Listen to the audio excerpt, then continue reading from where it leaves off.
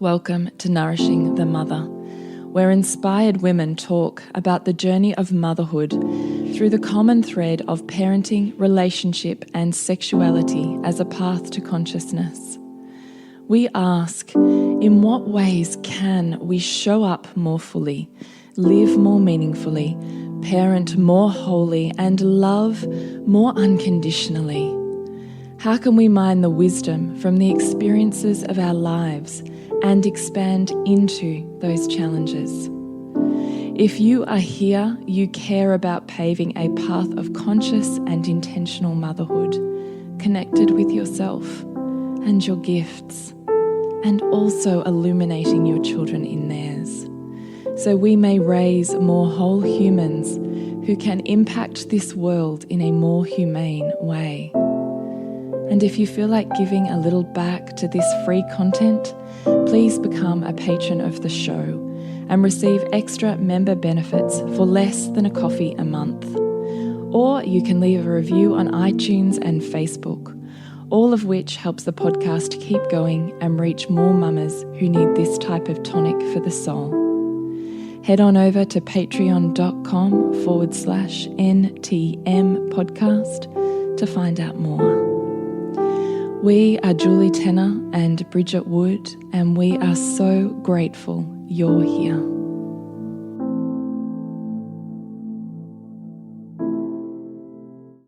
Hello and welcome to Nourishing the Mother. I'm Bridget Wood. And I'm Julie Tenner. And today's podcast is how to show up even when you're exhausted. And I don't think there's a single woman among us who can't resonate with that as a title. Oh, yes. We all find ourselves there, right? Yeah. And it comes actually on the back of a flurry of responses to a post in our members group that I said we have a few weeks leading up to our next Loathing to Loving program live round. And I said, let's use these podcasts to give you extra content so that when we get to the live round, we've got more to pull apart. Yeah. And we had the most gorgeous, divine. Just in a couple of hours, there was just like, 30 comments, something like that. And so much great gold for us to mine, I suppose, and bring attention to and ponderings to on how to empower. So we're super grateful to that gorgeous tribe who just are ever willing to dive deeper and show up more. And so we hope we do that justice for you today. We do. Now, before we jump into this podcast, we have to say a big thank you to the latest beautiful women who have jumped on to our Patreon. patrons. Yeah, our newest patrons. Our newest patrons of the podcast. They've hopped on through Patreon. And so a big thank you to Natalie, Larissa, Angela, Charmaine, Georgia, Emily, Simone, Leanne, and Katrina. Oh, we're so grateful. We couldn't do this show really in the way that we want to do it justice without you guys. And absolutely. You really end up becoming the blood and lifeline of the show. And in return, we hope to show up more for you in more intimate ways. Yeah. So if you'd love to become a member, please jump onto Patreon/NTM podcast and find out what's available. Yeah. Now, also, we're forgetting, I have to remind you to become a member of our tribe, where we will once a fortnight shoot you off an email that details everything we've put out in the world, and you can click away to dive deeper where you'd like to. To do that, you just need to jump onto the homepage, nourishingthemother.com.au, scroll on down to the red banner that says join our tribe and drop in your email address, and we would love to have you. So please become a member of the tribe and keep your conscious journey more conscious by being in the forefront of your emails. So I guess a great way to start this might come from, in fact, an interview we did the other day with Edwina from the League of Extraordinary Mothers. And she'd asked us both sort of what's our perfect day look like, or how do we ideally start our day? And that's an interesting question, wasn't it? Yeah. And I think take that into our interviews. That would be an interesting question. Wouldn't it? Yes. I would like to add that to our interviews. Yeah. Because you often want to know because as we know, how we start our day and the intention with which we start our day can really set the tone for the day. Yeah. And so she'd asked us that, and I think it's really relevant, particularly when we're looking at a topic of exhaustion in motherhood, to bring some consciousness to how we, wake up, essentially. Because when we're feeling exhausted and it feels like Groundhog Day, or we're just feeling depleted, we often even wake up almost feeling that way, don't we? Well, I loved your response to her in this interview, actually, because it was such a beautiful reminder for me, and I just really had this felt feeling in my body where I thought, yes, I want to bring that into my world as well. So please tell us how you choose to start your ideal day. So it starts like the moment I open my eyes, essentially, and before I flip out of bed and put my feet on the floor. And it's really a check-in with how am I feeling, and then it'll look different depending on the night I've had, So if I've been up with a toddler and I'm feeling resentful, sometimes, or extremely tired, then I'll also be checking in with, could I be fulfilling my needs right now? And in fact, asking my husband to get up because I need more rest. And then if I can't feel congruent or aligned in asking that, why? So even just doing that little bit of questioning, about my sense of worthiness, even before I've even sort of set foot on the carpet, right? And so, but if I'm feeling relatively good, or he's not home, so I've got to get up anyway, it'll be on that walk from my bedroom to the kitchen to be of service, in preparing breakfast or whatever else it is that my children want. It's about, what am I bringing to them? What am I bringing to myself? What am I bringing in terms of the attitude that I'm taking into my day right now? Where are my little resentments lying? What am I wanting from myself today? Because if we don't ask ourselves conscious questions like that, we can kind of get stuck in, self-righteousness or blaming others for how we might feel. And we might not even be aware we're doing it, but it can kind of permeate our existence, I think. So that really conscious,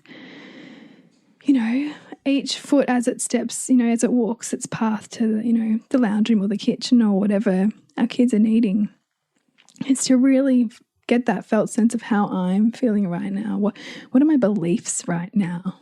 Because they frame how we perceive our world. And even just bringing a bit of awareness to it can shift them.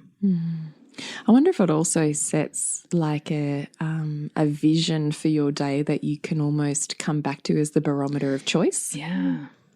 So today I would like to feel whatever it is, inspired, joyful, in my body, sensual, I don't know, whatever. And then you almost come back to that when you're with your day. Is this honouring or producing the feeling towards sensuality or away from it? Is it producing the feeling towards joy or away from it? And then kind of making choices based on a feedback of your body there, and then honouring of that vision. And even that intention of those things, we see more opportunity to fulfill that.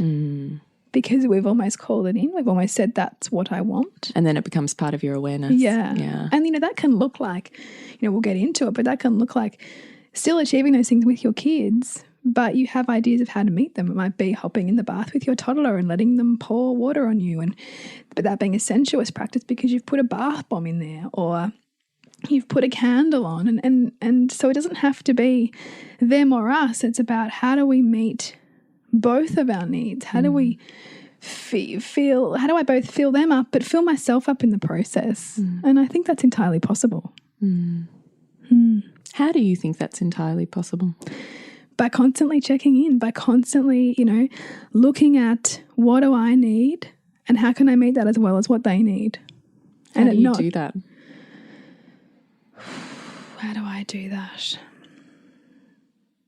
For me, it's constantly questioning myself throughout the day whenever I feel, and this is also a piece on boundaries, right? It's about, because, the boundary that we have or don't have, our boundaries are the point at which we're about to lose ourselves. So if you don't listen to a boundary, that is when, as mothers, we lose our shit. That is when what could have been a shit moment can frame a whole day to be a shit day. When we constantly give and give and give and give, and if we're not conscious of that, we then build resentment and resentment and resentment until it potentially explodes on either our children or our partner, and we descend into a shame spiral or guilt. And I think we can avoid that more when we're willing to listen to what we're asking for ourselves and act on it. And so depending on the day, and I think it is looking at like what support can I pull in if I'm really needing, time to myself. where can I pull in support if I, need it? And for me, sometimes it's, okay, my husband's leaving in half an hour, but right, I'm out of here. I'm taking the dog for a walk, and instead of folding the washing or helping with something else here, he can manage that and it's going to be okay. And I'm going to get out because I know I need that. Or if I'm on my own, wow, like I am just pissed right now. Like little things are annoying me. So what do I need to give myself to shift out of that? And sometimes it's music. I think music is enormously powerful for doing that. Well, music has, it's sound therapy, right? It absolutely, you can guide, control, inspire how you feel by using your sensuality, right? It's all access points to your feminine. It's all conducting love through your body. And the feminine speaks of love through pleasure. It's how it's experienced in the feminine. So use your sensuality to enter those access points to create and inspire a feeling that you might not have because you're in your head. Yeah. And I think the kind of music that we need will be based on where we're at, right? So if we're in fight or flight and we're constantly edgy, then sometimes we need something slow and more chilled and more feminine to bring us back down again. If my mind is really crazy, I don't choose music with lyrics. So I literally will put on a meditation playlist so that it's right down. Yeah. And I will light every candle in my house. And it's amazing how just by doing that, the craziness on the outside starts to dissipate. And the same goes with your children. Like if you're seeing your kids like highly aroused, in that kind of like bouncing off the walls, really high energy, almost dysregulated, the same thing can work for them, which is really powerful. But then, if I'm in like a, overly parasympathetic like nervous system response, which is, you're fall asleep almost like almost numbed, dissociative, kind of really almost not in your body, then you want something more high energy. You want something that really compels you to move your body, to get into your hips, to really lift your sense of spirit so that you can feel that sense of aliveness in your body. And so I think we tune into what we feel like we need and then we choose the music to match that. And, and then it can be fun with your kids because you can start doing song requests, and it can rebuild connection. And so often what we find hard in mothering is as a result of disconnection with our kids. And so when we can bring connection to ourselves through the music and then invite them into connection too, what that can shift just in 10 minutes, can totally reshape your whole day and the day that follows. Absolutely. Totally. I also loved the concept that you and I kind of spoken about when we started this, was that I had said to you, okay, so you start your day, you're in your bed lying there, how am I feeling? What, mantra, intentional vision do I want to set for my day today? And really feeling that in your heart. And then I said to you, so what happens then when you step out of bed and you're on your walk to the kitchen, all you can feel is the heaviness, the, laden with Groundhog Day and responsibility. And you had said to me straight away, you went, well, because you're in your head and your body is reflecting the heaviness that's in your mind. So you've got to come back to the body and then work backwards to flip then the perception in the mind. And that relationship. So we can kind of do it two ways. We can do it shifting the body, which will change the mind, right? Like so like we talked about with the music. Yeah. Or we can be using the mind to look at like what's the belief here? What am I resenting and why am I resenting it? Reframing the belief. Reframing it. Yeah. Yeah. So which might be something like I'm really irritated by a particular child at the moment or a behaviour that they're displaying as opposed to the child itself. Yes. So looking at what that behaviour is, what the feelings are that are coming up in your body, because it's never the thing, right? It's how you feel about it. And the meaning you attach to it. So getting really clear on the feeling and the meaning. It could be that the craziness in the house, the messy house, is just tipping your nervous system over the edge. Yeah. And so then you had said straight away, you were like, bang, bang, bang, which is what I love when I get you in a flow, which is, so why do you feel the burden? Am I thinking that I have to do it all? Yeah. And then how can I empower those around me? And I often think this is key to our feelings of resentment and like I often think of those horses that, you know, travel with the Sherpas up the mountains and things are so laden with so many things. You wonder how a back can even hold it all. Yeah, yeah. I often think sometimes we can feel like that with motherhood and we just keep packing on another suitcase and another bag and another rug. And on some level, you know, if that is our pattern, we kind of, even if we wouldn't consciously say we enjoy it, we're getting something from doing that, right? Like, so maybe we enjoy being the martyr. Maybe we enjoy the fact that we have to do it all. That we can do it all. That we can, right? That we're just like got all these balls in the air and we're kind of managing them all and look at me. I, if I'm really honest, I fucking love that shit. Yeah. I love how empowered I am that I can do it all. Yeah. But at the same time, I resent that I have to. Yeah. But it's only me that says I have to. Yeah, because you're creating that. I look at what you're doing. So that I can feel good about myself, right? I mean, that's what it is. It's a cycle. Yeah. Like I've designed a perfect system. It's like an addiction pattern. It is an addiction. I have said that to you before. We are all running addictions. Yeah. All of us. Some are just more socially acceptable than others. Right. And some have more destructive implications on our life than others. Yeah. I actually just finished listening to the audiobook of comedian Russell Brand. Oh, yeah. Who I listened to his recovery book and it was actually fantastic. So he moves through the 12 steps of the addiction program. Yeah. But he distills them down into lots of fucks. Yeah. And it's fantastic. And I was actually really loving it because I'm thinking we are all running addictions. Yeah. There's not one thing in any one of those 12 steps that we all shouldn't be doing. But the point is, if I'm addicted to sex and the outward expansion of that, it's going to have ramifications on my life. Yeah. And if I'm addicted to alcohol and drugs, it's going to have ramifications on my life. But so does my choice to be controlling, to constantly take on another control and snap at another one and pull in another one and control, because that's an addiction. It is still trying to manage the chaos I feel on the inside. Yeah, and I mean, and your body speaks that, right? I mean, like you had to have an iron infusion. Yeah. You know, so there's a point at which our body will go, no. Yeah. No more. Yeah, yeah. And so it's a constant, again, coming back to listening. Sorry, coming back, we totally sidetracked We then. did. But coming back to why do I feel the burden? Yeah.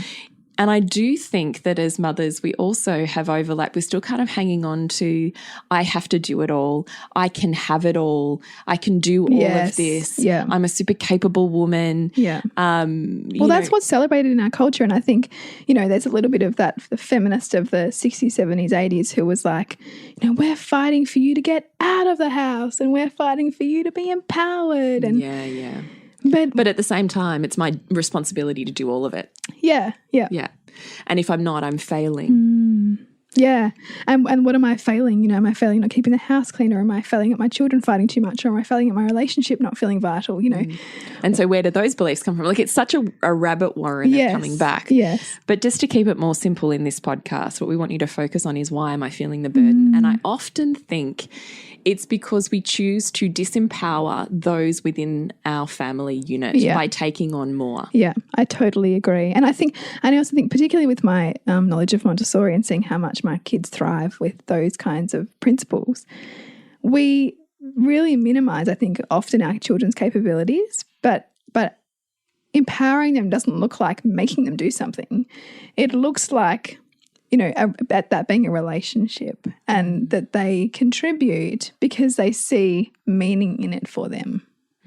Because then they're contributing, and the household is functioning from a place where everyone is feeling relatively good, not everybody is feeling, well, I just have to do this because no one else is going to do it, you know, or I just have to do this because if I don't, Mum will yell at me, you know. Yeah. And so I think that there's an opportunity to empower those people, you know, as our kids get older, without it having to look like us going well past what our boundary was saying to us and flipping into resentment and barking orders, and, you know, which then plays out in our kids' behaviour because they do the exact shit we don't want them to do because they're so dysregulated that they don't know what to do anymore. So they're just doing stuff, and then we're in this disconnection, you know, like we know it. We've all been there. We know it. It's like I see it with my toddler. Like she'll just tip something on, just tip water on the floor, like right in front of me. Yeah. My toddler does that too. You know, and I'll be like, And I know she wants me to get up, and I'm like, I don't really want to. And so she just keeps going. She finds the thing, right? Yeah, very she thing. tips the water and looks at you. Yeah. No, haven't got you yet. All right, I'm going to kick this plate off the table. No? What can I break? I know. Oh, but it's an expression of the relationship, right? Like it's not just totally. because it's almost like when you are like, this is how I think I wrote about this somewhere recently. Like I'd gotten like, right, I've got to get this like budget in order, and I was like doing like 2 hours of solid spreadsheets, and my kids are kind of running mayhem circles around me, and I'm thinking, yeah, this is the flip of me not being present, is that they're going to get, like a bit crazy, but then I'm like, serves their relationship, they're having a great time, so instead of us making it, I just dropped the ball today, or I didn't listen enough, or I wasn't present, it's like, yeah, but it's a dynamic, and it's There's always transformation and always transformation. Yes. Yeah. Yes. And I do also think about this in terms of not so much the losing your shit, but I think when you start to realize you can't hold all of those balls under the water is kind of then taking the role of the surveyor and looking at that and going, okay, so what are the balls that I'm feeling most resentful about or most undervalued? Where in my life am I feeling most undervalued? And often it's that area that we actually need to outsource more. Yeah, and that's often true. that means to those people in our vicinity. So I get really clear on doing this, and I actually had to work through a lot of stuff to not have to pay my children to do it, because I came from this culture of you worked really hard and your reward was money. Right. Okay. Yeah. Right. To like pocket money. Yeah. So to some extent I have a bit of an issue with pocket money, because I have a massive issue with pocket money. Yeah, okay, good. I'm happy that you do too, because I wasn't sure as I was saying that. I have a massive issue with it. Yeah. I'm looking at my children going, you are like, when we talk about entitlement, like you have so much more than I ever had as a child. Yeah. You are not missing anything. Yeah. All of your needs for whatever you need are actually met. Yeah. So what needs to happen in this environment is you learn how to empower those areas that I had to learn the hard way in a supported environment, right? Yeah. And I'm not going to pay you to do that. You are part of a unit. Yes. And this that unit functions to the degree to which everybody contributes and to shows up for it and for everyone else in that environment, because our world is not just about us and our feelings and how we're feeling and what we want, because it's bigger than us. Yes. We're an organism together.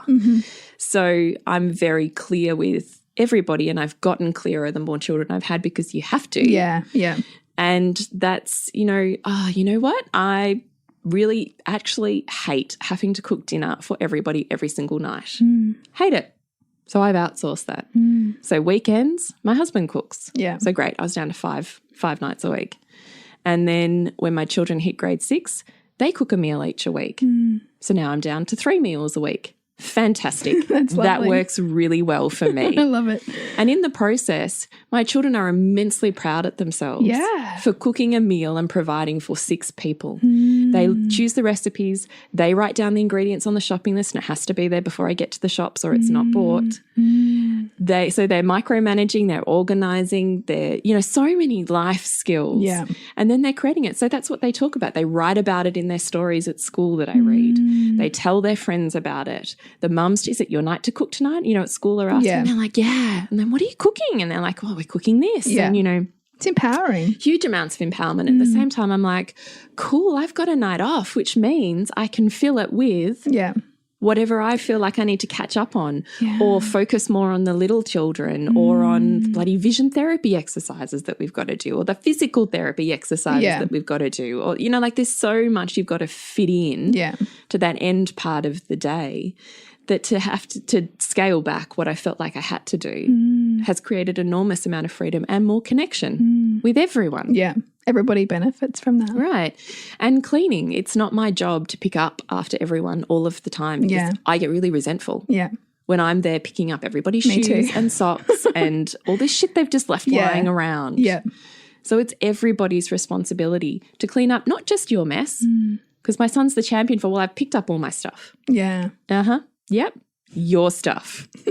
Now we're contributing to the whole. Yeah. Even my son will say, but I didn't make that mess. Sylvie did. I said, yeah, but Sylvie's 2.5 and you're 6. Yeah. And I expect more from you.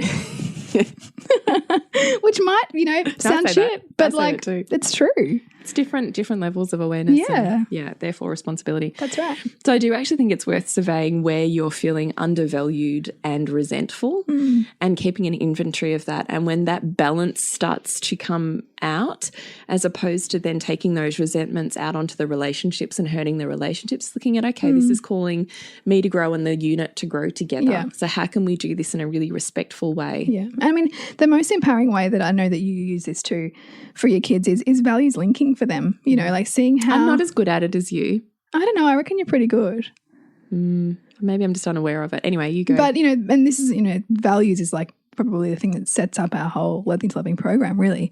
But it's about, your children. No one wants to do anything, even adults, unless they can see that they're going to get some kind of benefit out of it.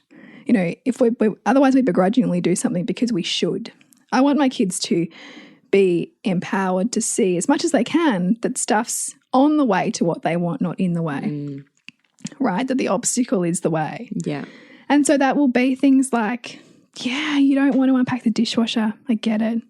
But when we unpack the dishwasher it means I can pack it quicker and we can get out the door to go to the playground or to go ride bikes and so then they go, oh, okay, well, if I help right now, it means that I get to do the thing I want quicker. Yeah. Yeah. And in fact, I'm just having an epiphany moment. My children have started doing that unconsciously. Yeah. So, I said to both my kids at the start of the year, look, we've got to leave the house earlier to get places, blah, blah, blah. And, Gwen's slower and she's now got to put shoes on and Lola's learning how to put shoes on. So sometimes you're going to need to help. Yeah.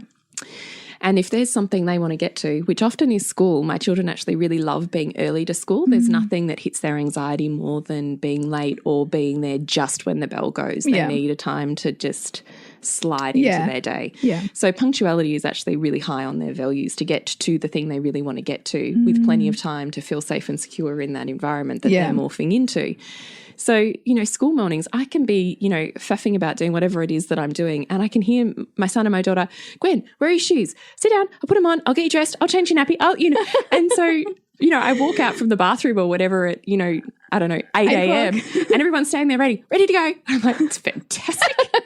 It's like, off The Sound of Music, like, the kids all lined up. Like it's like that.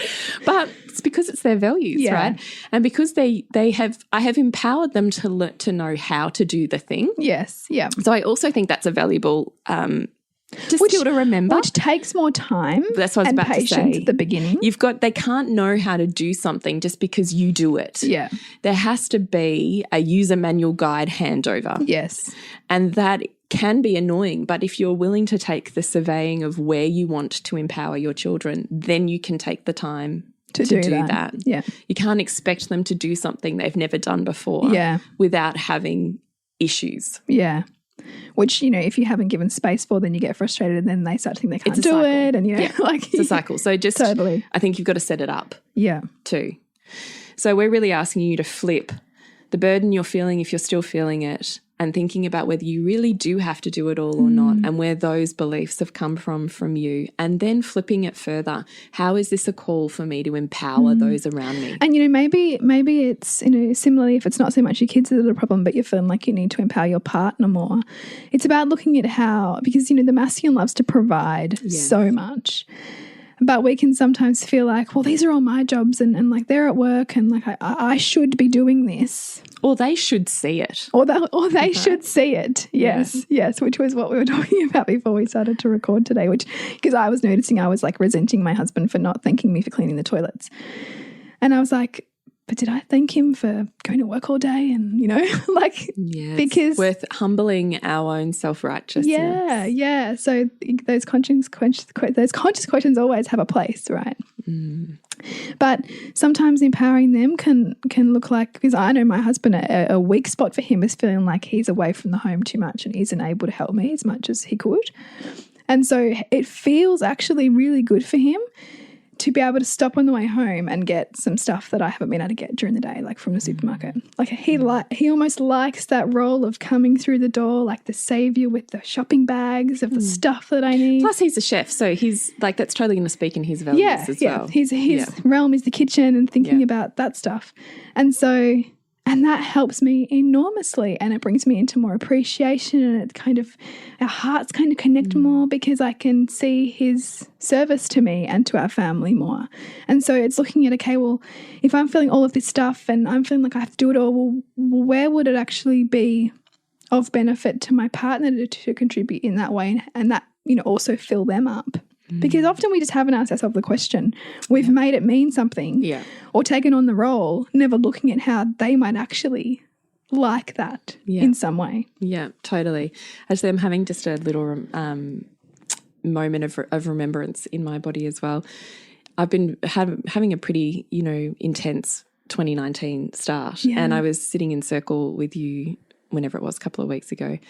And it all of a sudden hit me that I've been saying all year, I'm so lonely. I'm so lonely because, you know, none of my friends are in toddlerhood and I'm at home all day on my own, only talking to a toddler. I'm so lonely. And then I was sitting in circles. This is months, right? Yeah, of that story. And I'm sitting in circle and all of a sudden I went, but I'm really just lonely for me. I miss me. You know, I was like crying. And all of a sudden I went, I'm not actually lonely for people. I don't actually want to spend time with other people. What I actually want is more time with me, with myself, on my own. Not having to talk to anybody. Not having to talk to anybody. Not having to be pulled out of my internal world, but actually really deeply in. I miss my internal world. I'm lonely for myself. I love that. And it was such, I can't tell you how, I mean, these things just are incredible when they happen in circle because the awareness that's created in a space like that is like nothing else. Well, it just illuminates it. You're able to see so much more. And it came out and all of a sudden it's like my whole body went ching, ching, ching, ching. And I went, right, I'm actually chasing the wrong thing. No wonder I'm not feeling fulfilled. You know? Yeah. And so I came back from that circle and I said to my husband, you know, I've really realised I'm really lonely for me. Just interrupting our podcast, How to Show Up Even When You're Exhausted, to let you know that we have at the end of April our next live round of the Loathing to Loving program, which is 5 weeks facilitated with us, including 4 live webinars where you can actively ask questions and get involved, and lifetime access to the course, which means that it can become a paradigm for living and essentially deepening your connection to self and those you love. Go to nourishingthemother.com.au.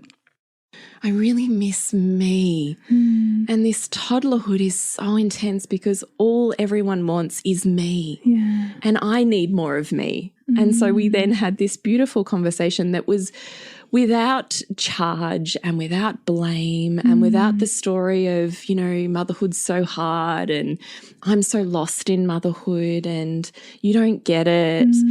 I didn't have any of that because I was so clear what I was asking for was more of me, and it was me that was in the way of that because I was so in service for so many belief reasons. Yeah. So I then sat down with him and said, this is what I really, and he really felt it. He was like, yeah, I really get that. So what are we going to do? And I was like, okay, I need to create the space for change here. And so we then started to have really conscious conversations about how I could spend more time with me. And that's created enormous change. So powerful. But it's the thing, right? Yeah.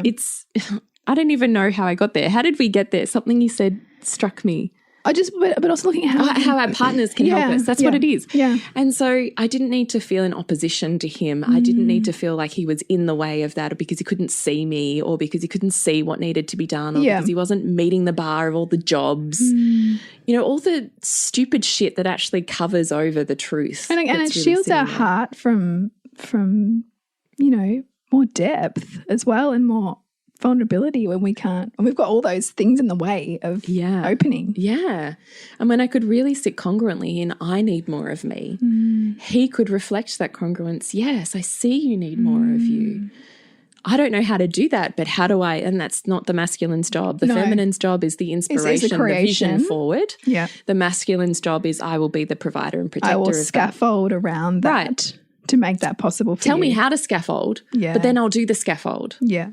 And so that's exactly right. And so that's what I said to him. I said, here's the scaffolding I need. And he said, great, I'll build that. And then I come back to myself like, And then you can meet, and then, you know, that it's just such a beautiful cyclical gift, because when you're, and he knows this, right? He knows this intuitively, that when you are back into yourself, you have more to meet him with. Yeah, we're good. Like, he's good. Yeah. You know, like it's the whole thing works better, but it is about coming back to self and being willing enough to see below the stories that we construct to keep us busy or deflected from the real core truth that may be so painful we have to let go of a lot of beliefs that hold us there. Because there's beliefs that have constructed that have kept our identity safe. Yeah.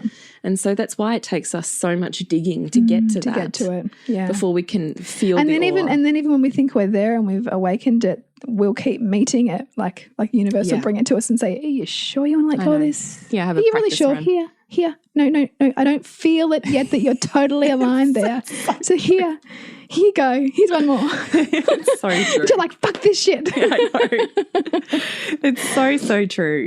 Now, I feel like we're going on and we do have like a heck ton more notes to actually get through. So I'm going to try and bring us back on path. Yes, good. You're good at that. So the other things we had was one of the questions in the that we've kind of grouped into this podcast was about identities. So as mothers, we can wear so many hats or so many identities, right? And that the difficulty can be when we're trying to be one thing and then nothing and then nothing, and there's not the flow between them. It almost seems like they're and they're in like clashing with each other. Like we can't be that and that. They're separate. They're separate. And in fact, there's this meditation that I did. I think I did it with our circle, remembering. Yes, I do remember that one. It was gorgeous. Yeah, I do love that. So this construct of we have all these different members of our psyche, and the purpose of remembering is to remember, bring those members inward rather than them feeling like separate identities that are outward. And there's so many therapies when I think about it that I've done over the years that kinesiology does this, so many that bring in all of the fractured selves into the whole self. It's almost like, and I think about this with kinesiology, and, you know, you can go and see kinesiologists and they'll say, oh yeah, no, you're on the other corner of the room. Yeah. You know, our process is to bring you back into this body. Yes. You know, and into the whole. And this is almost like a metaphor for what we're saying here about our identity, so much that they can feel so fractured that we're like split off into pieces. But yeah, you know, how do we make it possible to pull them all in? Yeah, exactly. And I really feel like that becomes a process of stretching our capacity to feel more. Because when we can feel more, we can hold more, and more identities don't need to be cast off. Yeah. They become a fluid flow within us rather than feeling like, well, that's her and that's her and that's me. And I'm thinking as you're saying this, that we are called into this place so profoundly in motherhood because our children live in a feeling state, and our children live very often dysregulated, right? Because it's just the nature of their brain development. So it means that they're dysregulated, a little bit of regulation, dysregulated, like, you know, they're in and out of that a lot. And they also ask us to meet them and our inner child in the same patterning. You know, of us remembering, because I know I have periods where I almost can't even feel what my child's bringing me when I'm thinking, oh, okay, is this like a numbing? Is this like a childhood? Is this reminding me of my own dissociative patterns that I might have taken on when my kid was that age? Like, you know, and so it is welcoming the feeling. It is like, okay, you know, I can see what they're bringing me here, and it's actually good for me because it's widening my window of tolerance to feel. Because as adults, our society prizes our intellectual development. So you can, like, especially if you go to work in an office, like, you can be not even in your body all day. Like, you can just be in your head. And you can actually do really well like that. But our children call us into feeling. As does our relationship. And our relationship. And ultimately our physical body, because there's going to be ailments. That's right. Symptoms call us into feeling. Yeah. So I know that was a little bit of a segue from the identity piece, but no, it's not. But it is about, you know, pulling it all back in to anchoring. Yes. And I mean, we play so many roles because, you know, there's so much that our world asks of us. You know, we are both the mother and the, you know, seductress, or the raging wild feminine, or the laced up corporate woman, or the swearing banshee, and the carefully well-spoken professional. We are all of those things.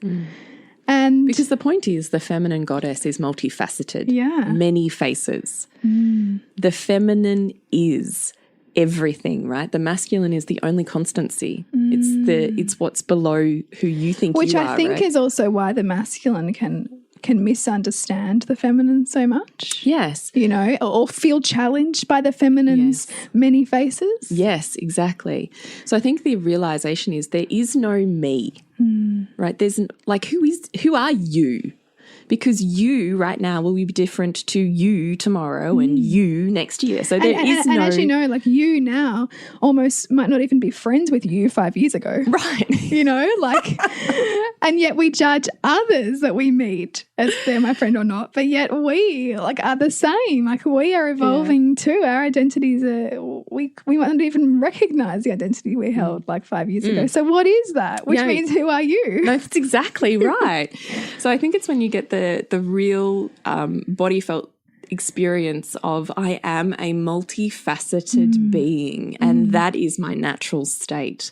That is you. Not the identity that your masculine wants to define as this is who you are to make sure that I know who you are and I can always feel safe because I can have like a footprint in surety. Yes. Rather than feeling safe in the fluidity, which is what our feelings and emotions and remembering experiences do for us. They teach us how to be safe in constancy. I don't think that's a word, but in flowing motion rather than feeling only safe when something is static and sameness. So I think the experience of making our many faceted identities feel more flowy in the truth of who we are in our authentic self, as we so catchphrase like to say, but ultimately we have this vision of what our authentic self is, like a Pinterest board or an Instagram feed, and we go, that's who I am. That's who I feel really good being. But the truth is you are in a constant state of evolution and you are a whole being. And the more you fracture off those identities, the more they'll flare up and the more they'll crush your Instagram feed, right? Yeah, right. And the more you get attached to your identity being one way, or that how you show up or meet the world being this particular idealistic set of virtues, the more the mirror of the world will bring you the opposite. The more the mirror of the world will bring you what you deny in yourself. Exactly. So what I love the concept of is that we remember ourselves through many processes, and there's so many you can enter, right? We enter them through women's circles and we enter them through self-exploration and we enter them through the mirror of relationship and we enter them through the consciousness of parenting. Yes. We enter them through different, portals of health or spirituality. There's so family dynamics. Right. There's so many ways to remember, but ultimately that's what it's trying to do, create a fluidity rather than an attachment to the identity that's constantly, because if you create an attachment, it's going to constantly be fractured and cracked like a slab of concrete, right? Yeah. Because you are the moving lava underneath it. So I just kind of feel like you've got to commit to a process of getting more comfortable with your flow and your multifacetedness rather than looking for where's the concrete Instagram feed. Where's that linear step-by-step goal setting, I can do this, this and this and achieve this thing. Yes. Which I think, life is about like constantly, looking, constantly seeking or bringing us the opportunity to develop a sacred union, essentially, union between our masculine and feminine sides. Yeah. And similarly, that happens with a family dynamic too. Everybody in the family brings each other themselves, if that makes sense, so that everybody can become more whole. And so that path isn't linear. It is flow. But there'll be times where we're going to wrestle with that because our masculine won't want to let go. Like it's just so interesting for us to bring awareness to that constant shifting that life is calling us forward into being better at meeting, I suppose. And motherhood's one of the most profound ways to meet it because it can feel like our identities are so disparate sometimes and the wrestle can be overwhelming. No, I agree with that.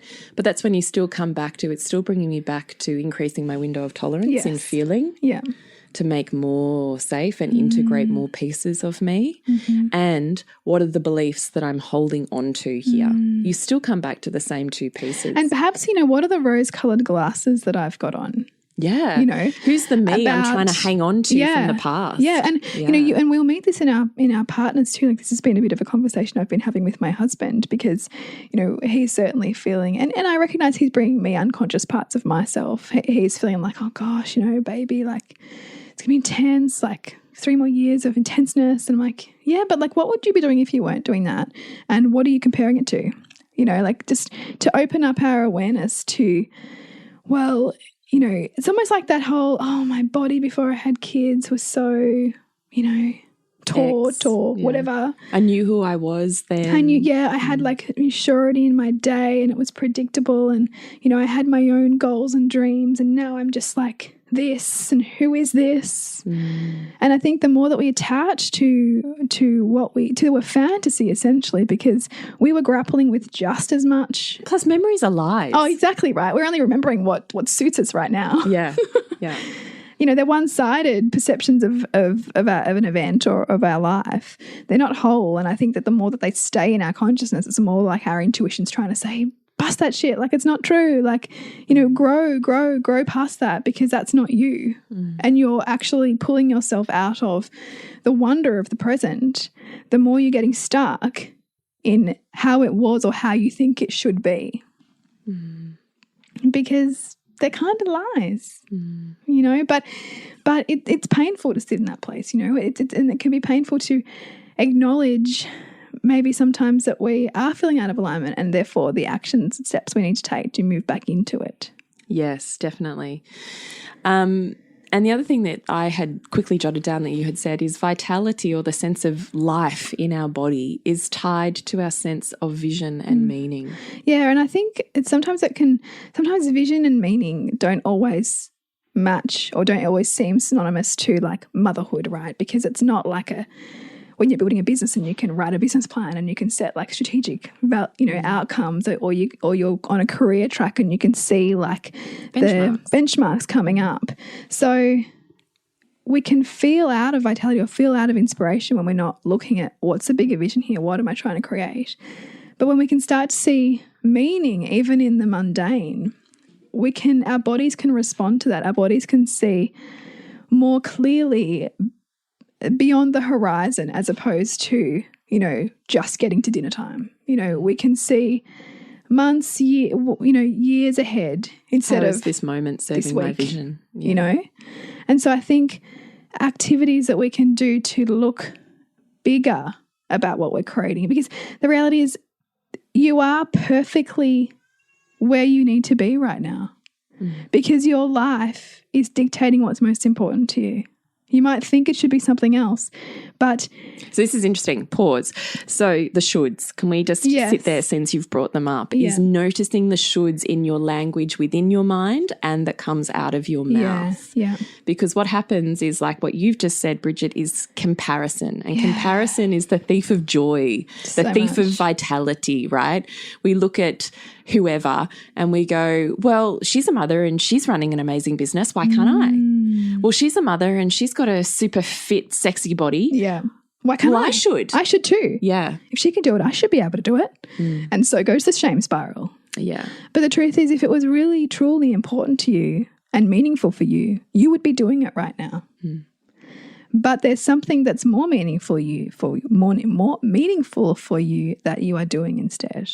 And that can be painful to accept as well, can't it? Especially when we're in amongst the challenge, especially when we're amidst something deeply painful. Because I find this interesting because this is often the conversation around willpower, right? Well, you just don't have enough willpower. Yeah. I don't have as much willpower as you. And that, I reckon, I really want to bust that shit because this is the thing, right? We even as parents, like, you're celebrated if you try to teach your child responsibility at sticking at something. But we only stick at things if we can see that they're part of our evolutionary self and meaningful for our values. And as you'll see with your children, values morph and change constantly. Like they are bringing you to fulfill our vision. To fulfill a vision. Yeah. And we can't know in them, nor can we know in us, how we're going to use what we've learned. Because this is why I also have an issue with mainstream schooling or schooling in general, because the reality is, how do you know, how can anybody else decide for you what you need to know?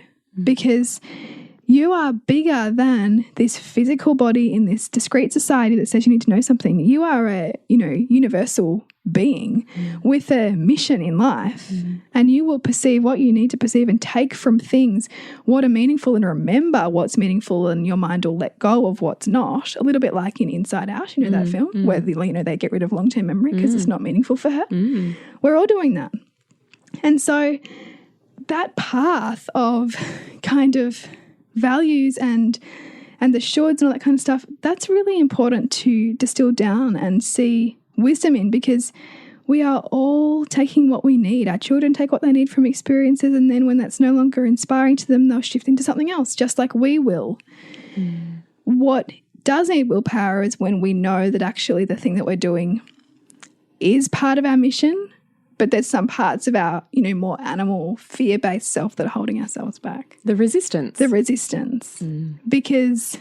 But so this is interesting with shoulds, right? Yeah. Is you are literally always, your life is always demonstrating what is most important to you. Even when in your mind you're saying, well, my day is just consumed by children and cleaning and, whatever it is that you think is lower on your meaning list than what you perceive you should be doing. Yes. The truth is, if it was really aligned with your values and who you are right now, it would be in action you would in be your doing life. It. And, on some level I also think that, those frustrations that we get bogged down in are also sometimes the exact thing we need to galvanize change. Like we almost create the sense of frustration in order to go, well, I'm not doing this anymore. I have to figure out how else that's going to get done because I'm not doing it anymore. And that happens as we build our self-worth.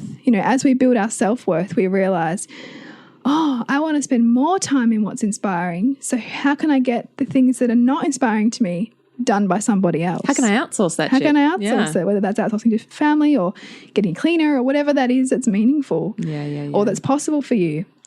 And so I think that even so that's my washing machine in the background. Just pretend that's not happening. They might not be able to hear it. It's not that loud. Okay. But I think that that's important too, to go, why am I feeling so frustrated? Because it might be, yes, I'm doing all the things. So one, why do I believe I have to do all the things? And two, actually, how would it be more meaningful for me and inspiring for me to have someone else do some of the things so that I can be, because our children, they want to see a blueprint for, inspiration, and I think our children miss out most when we are living outside of it, when we are thinking that we should be anything but who we really are. But being who we really are sometimes requires us to really dig deep on the shoulds, because we're conditioned as such social creatures, we're conditioned to fit the beliefs and judgments and, sanctions of certain authorities. And if we haven't consciously unpacked what those things are, we will continue to live a life defined by them. And our language will exhibit that, because we'll be shooting on ourselves and, I need to do this, but it's not happening because it's not you, right? So coming back into reverence for your own values Yeah. and bringing more consciousness to how you achieve those so you live in more inspiration. Yeah. So we've had a really big podcast here. I know there's heaps here. You might need to listen to it a few times. There is just a couple of points we want to leave you with, which is, remember, your vitality is tied to your sense of vision and meaning. Consider if you have being present on a pedestal, which is where we can often find ourselves as conscious mums. Because if you're not listening to yourself, your own self with presence, you will build resentment. And that resentment will then be causing the fractious relationships you may be feeling around you. Yes. Notice your shoulds.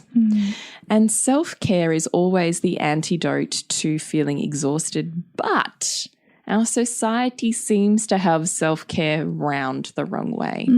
When we're talking about self-care, we want you to remember that self-care is the check-in with yourself, and it is the willingness to pivot what you're choosing to do in any moment in order to honour how you're feeling and inspire change within your own body. Yeah. Love it. Yes. Because it's so true, isn't it? So true. It's not about, I'll go and have a massage and then I'll feel 1,000 times better. No. You know. It's actually in the small acts every day that create the massive Because shifts. they stack up. They stack up. Yeah, they do. So we do have Loathing to Loving coming up as a live round for 5 weeks where we do facilitate you, and then you have access to those every year. So please consider joining us for Loathing to Loving. We do have monthly payment plans so that you can consistently show up for yourself in a community of women that are willing to inspire that change that you often can't reach on your own. So please check that out at nourishingthemother.com.au on the homepage. You can click L2L program. What else do we normally do? I can't think. To connect with you, Bridge. It's suburbansandcastles.com. And you, Jules? Is thepleasurenutritionist.com. And we do love your emails, your Facebook and Instagram messages and comments on socials. We do. You know, we do honestly read them all. So thank you very much. We might not always get back straight away, but we do our best. Yeah. We do eventually. It just sometimes takes a while. Yeah.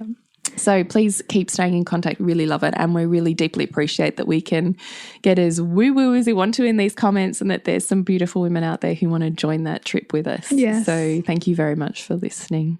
And remember to nourish the woman to rock the family. And we'll see you next week when we continue to peel back the layers on your mothering journey.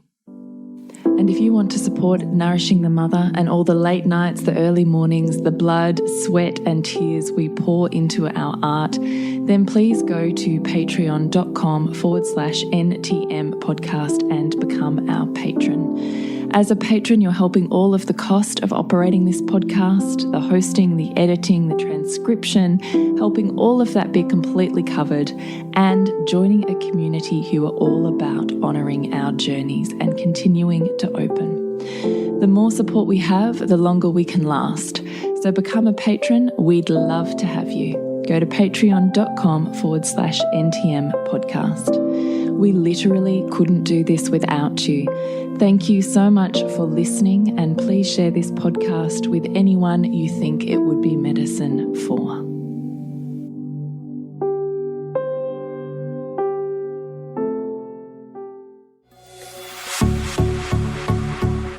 This has been a production of TheWellnessCouch.com. Check us out on Facebook and join in the conversation on Facebook.com/TheWellnessCouch. Subscribe to each show on iTunes and check us out on Twitter. The Wellness Couch, streaming wellness into your lives.